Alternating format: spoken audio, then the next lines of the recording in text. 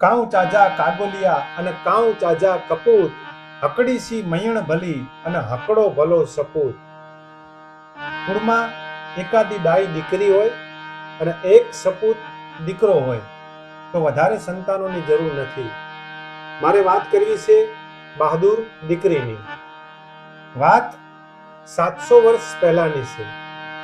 આજનું છોટા ઉદેપુર નામનો જિલ્લો, ઈ છોટા ઉદેપુર તાલુકાનું દમન ગામ. દમન ગામની અંદર એક ઘટના બની, પણ કાળજા કંપાવી દે એવી ઘટના.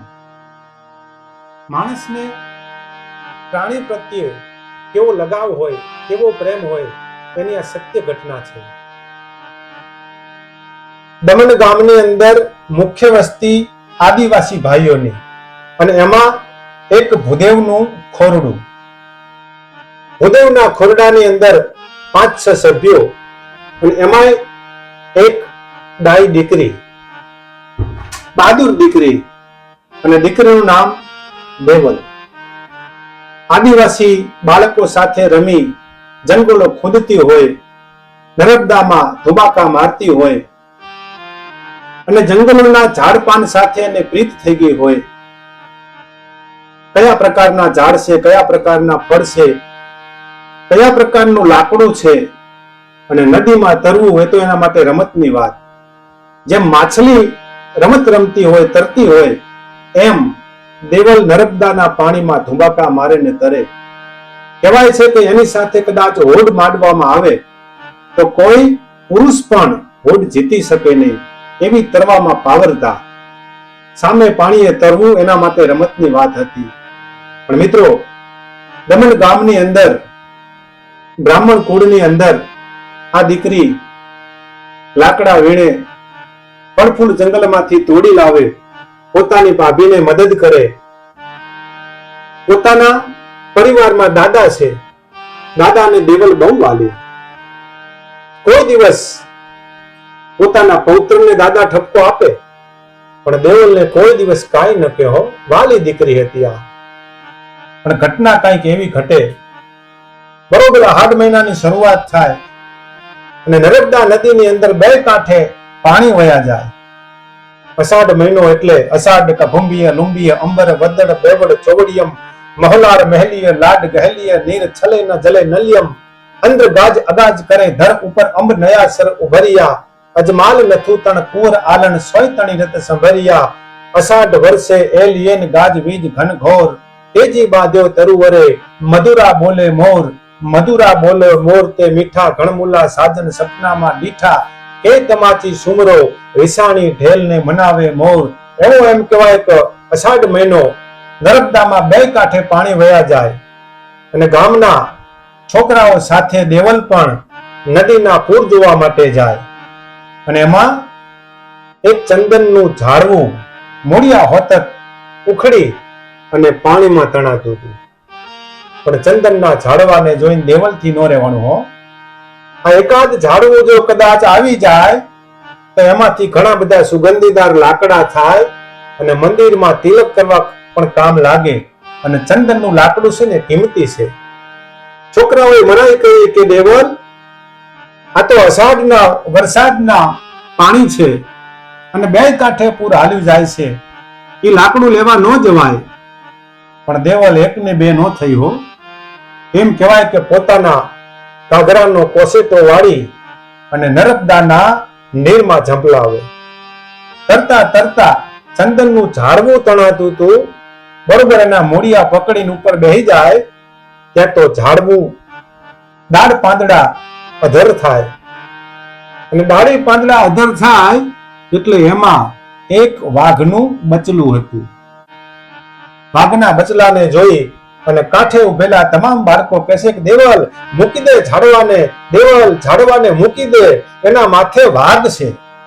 પણ મૂકે તો દેવલ છે ની, બહાદુર દીકરી હો.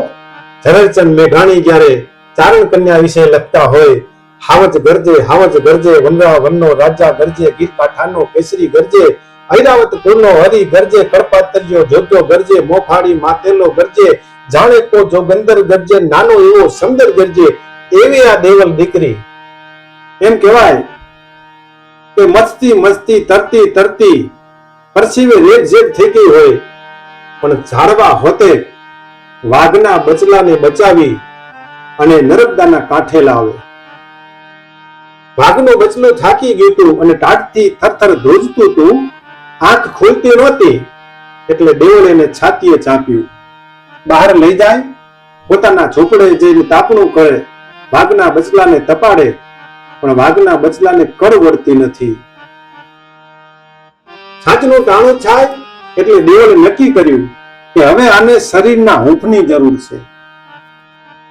રાત્રિના સમયે પોતાના ઝૂંપડામાં એક બાજુ જઈ પોતે વાઘના બચલાને પોતાના શરીર ઉપર ઓઢાડી દે. વાઘના બચલાને દેવલના શરીરની હૂંફ મળે. જરીક આંખો ખોલે, દેવલ સામું જોવે, દેવલ વાઘના બચલા સામે જુએ. બંનેની આંખો મળી, પણ આખા દિવસનો થાક હતો એટલે બંને જણ ક્યારે નીંદર આવી જાય એની ખબર ન પડી. નિર્વસ્ત્ર થઈ વાઘના બચલાને હૂંફ આપવા માટે થઈ અને દેવલ સૂઈ જાય. સવારનો સમય થાય, ઉદયા નારાયણ સૂરજનારાયણ કોર કાઢે અને ભાભીએ એમ કહેવાય કે ઝૂંપડાનો દરવાજો ખોલ્યો અને આ દ્રશ્ય જોયું. દેવલ સૂતી છે, ભેગો નર વાઘ સૂતો છે અને પોતાની છાતી ઉપર. અને ત્યારે ભાભીએ મેણું માર્યું કે દેવલબા. દેવલ એકદમ જાગી પોતાના કપડા સંકોરતી ભાભી સામું જોવે. બોલો ભાભીમાં. કે દેવલબા, તમને ખબર છે કે આ નર વાઘ છે અને નર વાઘ સાથે સૂવું એટલે શું કહેવાય? દેવલને અત્યારે ફક્ત ને ફક્ત વાઘના બચ્ચાને બચાવવાની ચિંતા હતી. ભાભીના શબ્દ ઉપર એને ધ્યાન ન આપ્યું, કારણ કે ભાભી કાયમ માટે દેવલને મેણા મારતી હતી. ભાભીએ કહ્યું કે દેવલબા, તમે નર વાઘ સાથે સૂતા છો અને સ્ત્રી છે ને એ પોતાના જીવનમાં એક જ વખત નર સાથે સૂતી હોય. એક ભવમાં બે ભવ ન થાય. હવે તમે કોઈ પુરુષને પરણી શકશો નહીં. પણ દેવલ તે દિવસે આ વાતને ધ્યાન ન આપે. સવારના સમયમાં પોતાના બાપુજી પરિવારના સભ્યો ભેગા થાય. દેવલ વાઘના બચલાને બચાવવા માટે થઈ અને ઘરે લઈને આવી છે. એટલે દાદા વિનંતી કરે કે બેટા, આ વાઘનું બચ્ચું મોટું થાય એટલે આપણા ગામમાં નુકસાન કરે, કારણ કે ગમે એવું તો જંગલી પ્રાણી છે. અને તેથી દેવલ એટલું બોલી હતી કે દાદાજી, વાઘનું બચલું જ્યારે સાજું થશે ને ત્યારે હું એને જંગલમાં મૂકી આવીશ. સમય જાય છે, સમય આવે છે, સમય સમયનો ખેલ રચે છે. એમ કહેવાય કે એકાદ વર્ષનું વાણું વાઈ ગયું.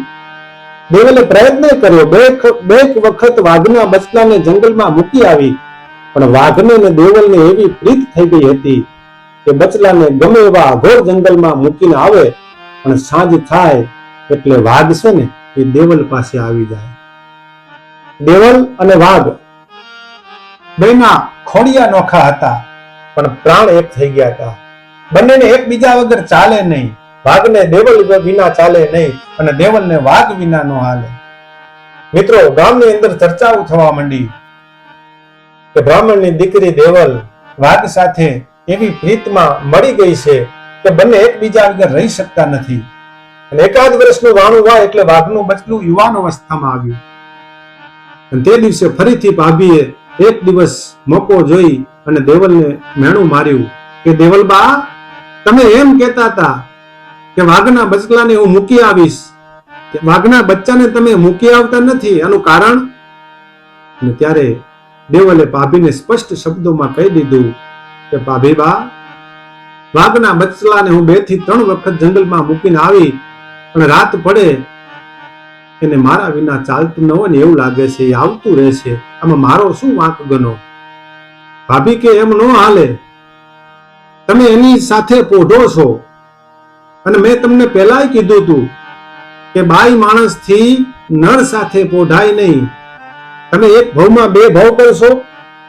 શું કોઈ પુરુષ સાથે હવે તમે લગ્ન કરશો? આવા મેણા મારવા મંડીને ભાભી. તેથી દેવલે મનોમન નક્કી કર્યું કે ભાભીમાં, આ જીવન કુંવારી રહીશ, લગ્ન નહીં કરી. આ વાઘ છે ને એની સાથે જ જીવન વિતાવીશ. એમ તો તમારો ધણી કહેવાય નહીં આ વાઘ? અને દેવલે મનોમન ગઠ વાળી અને કહી દીધું કે હા ભાભીમાં આજથી આ વાઘ છે ને એ મારો ધણી છે. હે પ્રતિજ્ઞા લેવાઈ ગઈ કે વાઘ મારો ધણી છે ને હવે બીજા લગ્ન કરીશ નહીં. દાદા સમજાવે છે, માતા પિતા સમજાવે છે, ગામના ઘણા બધા માણસો સમજાવે છે, પણ દેવલ એકની બે નથી થતી. હવે તો જીવવું અને મરવું વાઘની સાથે.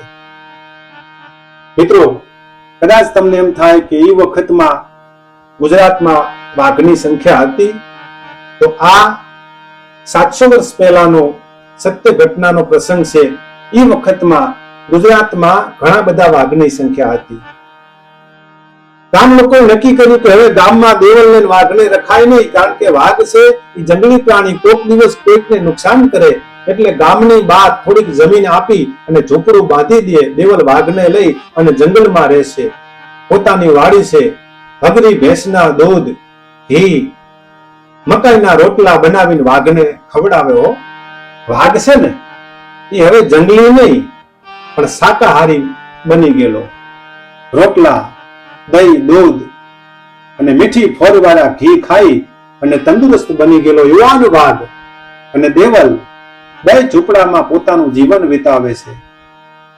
પણ 19 વર્ષની ઉંમર થાય અને દેવની અપ્સરા જેવું જેનું રૂપ, હાલે ત્યાં કંકુ કેસરના પગલા પડે, બોલે ત્યાં 32 પાંખડીના ફૂલડા જવે, પ્રેમના બાદ્યા ભમરા ગુંજારવ કરે, એવી હામકામ લોચના, રાઠી મુગલી જેવા જેણા નેણ, ભૂખી સિંહણ જેવો જેનો કેળનો લાંગ, ઉગતો આંબો રાયનો ઘોડાંબો, બારવટિયાની બરસી જૂની વાણનો ભડકો, ભાદરવાનો તડકો, હંકેલી નખમાં હમાય, ઉડાડી આભમાં જાય, ઉગમણાવા વાય તો આથમણી નમે, આથમણાવા વાય તો ઉગમણી નમે, અને ચારે દિશાના વાવાય તો ભાગીને ભૂકો થઈ જાય.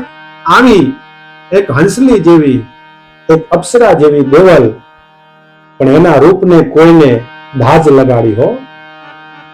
અને એવામાં ભાભીના કહેવાથી એક દિવસ કોઈએ ખોરાકમાં ઝેર ભેળવી અને વાઘને આપી દીધું.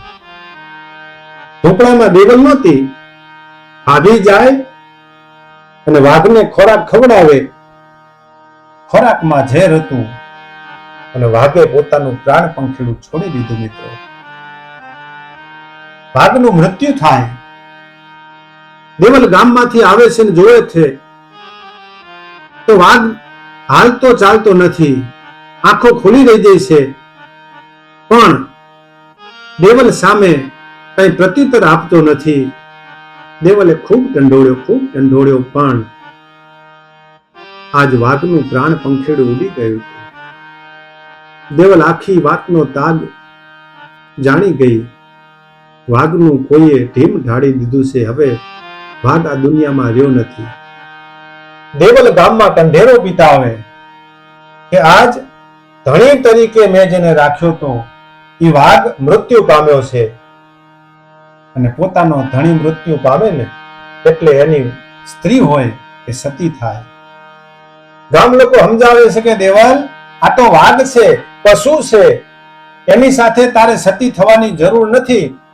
પણ દેવલ ચિતા ખડકે, વાઘના શબને પોતાના ખોળામાં લે, અગ્નિ પ્રગટાવે અને વાઘની સાથે દેવલ પણ ભડ કરી અને પંચમહાભૂતમાં મળી ગઈ હતી. મિત્રો, આ હતો દેવલ અને વાઘનો પ્રેમ. ભાભીના એક મેણાએ આ દેશની એક દીકરીને સતી કરવા માટે મજબૂર કરી હતી. આજે પણ છોટા ઉદેપુરનું દમન ગામ અને ઈ નર્મદાના કિનારે એક નાનકડી ડેરી છે અને આદિવાસી ભાઈઓ આ ડેરીમાં દેવલને વાઘ માતા તરીકે પૂજે છે. વાઘ માતાની ડેરી જ્યાં કોઈ માનતાઓ રાખે અને માનતાઓ પૂરી કરતી હોય દેવલ. મિત્રો, આ આપણી ભારતીય સંસ્કૃતિની અમીરાત છે. આવી ઘણી બધી લોક વાર્તાઓ ભારતીય સંસ્કૃતિને ઉજળી બનાવી રહી છે. વટ, વચન, વેર અને વ્યવહાર, આવી સુંદર મજાની ઘણી બધી વાતો છે. સૌને જય માતાજી.